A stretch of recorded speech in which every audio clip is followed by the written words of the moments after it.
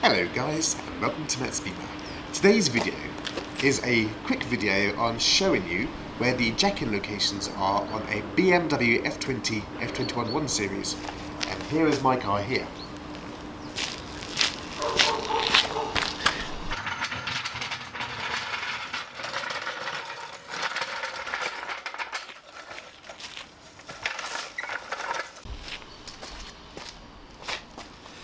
So, as you can see, this is my 3.5 ton low profile jack, which is very good and I love it very much.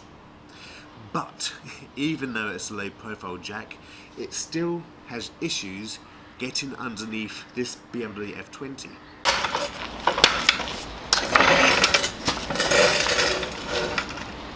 As you can see, this bit here keeps knocking my metal undercover. I know on the British and European F20s you usually get a plastic cover.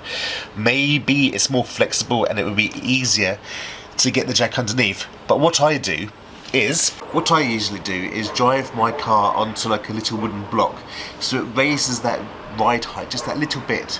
Then this will go under very nicely. So what I'm going to do now is I'm going to cut to some footage of the other day when I did the oil service on this car here, and you will see in a lot more detail where the jacking point is on this F20.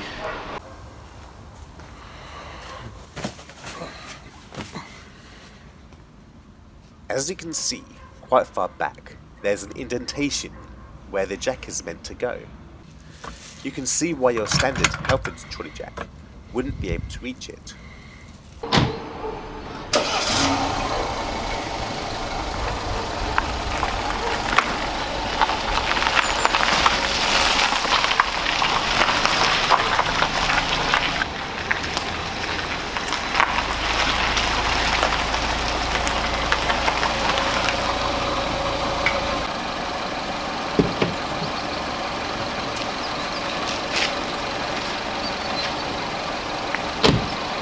So now let's have a look at the side jacking points.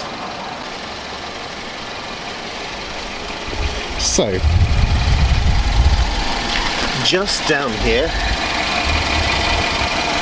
you see it, there is a rubber. The side jacking points are easy to find. There are two on each side. The front ones are in line with the door mirrors, and the rear two are underneath the rear doors. I tend to place my jack stands here, and as you can see, you can use your trolley jack here too. You can buy these special inserts which fit into the black hole, which gives it strength, and it also protects the black plastic area. When it comes to the rear jacking point, I use the rear differential, and I agree it sounds very scary indeed. But since I saw it listed in my F20 user's manual, I decided to give it a try.